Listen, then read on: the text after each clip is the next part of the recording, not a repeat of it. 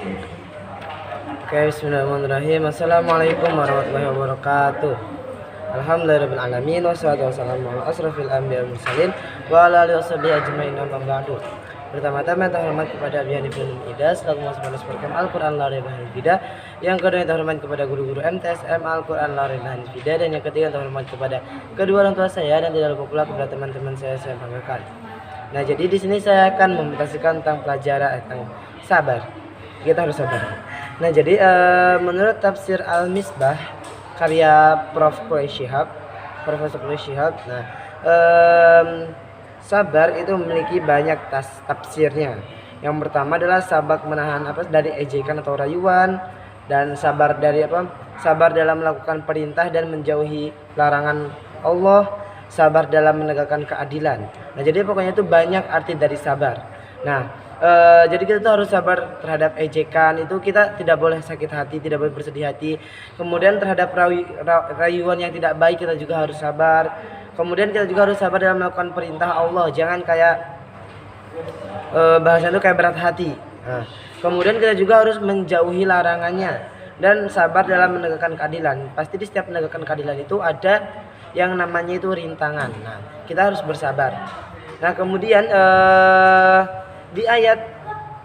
biasanya di ayat-ayat akhir dalam Al-Quran itu pasti ada kata innallaha ma'as-sabirin, sesungguhnya Allah bersama orang-orang yang sabar. Nah, jadi apabila kita mengalami suatu kesedihan, maka kita harus bersabar karena ya pokoknya kita harus bersabar. Dan apabila kita ingin berhasil dalam melakukan sesuatu, kita juga harus bersabar dan menyertakan Allah terhadap kegiatan kita itu, seperti bismillah, membaca bismillah, selalu berzikir kepada Allah dan lain-lain. Nah, kemudian sabar itu dari kata sabara, yang dari mana akar dari katanya, yang artinya itu adalah menahan. Nah, jadi kita itu menahan gejolak hati yang kita inginkan tetapi ternyata itu tidak baik bagi kita, dan kita juga memerlukan kekuatan jiwa dan pokoknya keteguhan hati juga, kita harus memerlukan itu. Nah, menurut Syekh Salim dalam bukunya As-Sabrul Al-Jamil, sabar itu dibagi menjadi tiga. Yang pertama, sabar jiwa yang taat kepada Allah. Jadi kita tuh memiliki harus bersabar terhadap dengan ketaatan kepada Allah. Kemudian yang kedua itu sabar dalam menahan maksiat. Nah, jadi maksiat itu memang sesuatu yang sangat tidak baik, tetapi sangat menggoda lah bahasanya. Nah, kita tuh harus bersabar dan menahan dari maksiat. Kemudian yang ketiga, sabar terhadap keriduan qada dan qadar. Nah, jadi kita itu menerima qada dan qadarnya Allah. Jadi kan semua itu pasti sudah ditakdirkan, qada dan qadar. Nah, jadi kita itu harus sabar terhadap qada dan qadarnya Allah. Nah, kemudian menurut Fahrudin Nirsyah itu sabar dibagi menjadi tiga. Yang pertama ada as-sabru billah, yang kedua ada as-sabru lillah, dan yang ketiga ada sabr ma'allah. Yang pertama ada as-sabru lillah, apa itu? Sabru billah yaitu adalah menjadikan Allah sebagai sandaran.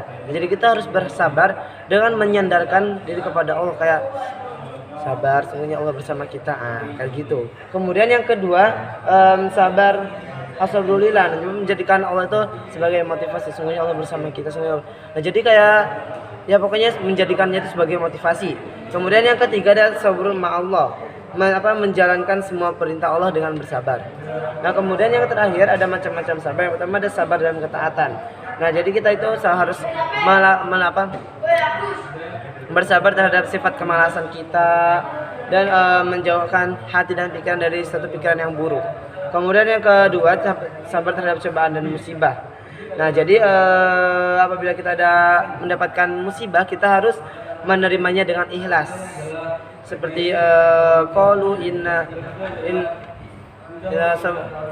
idza asabat musibah qalu innalillahi wa inna ilaihi rajiun. Apabila kamu ditimpa musibah, maka katakanlah innalillahi wa inna ilaihi rajiun. Nah, kemudian sabar terhadap kemaksiatan, kita harus menahan diri dari kemaksiatan. Oke, sekian saja dari saya. Kurang lebihnya mohon maaf. Wassalamualaikum warahmatullahi wabarakatuh.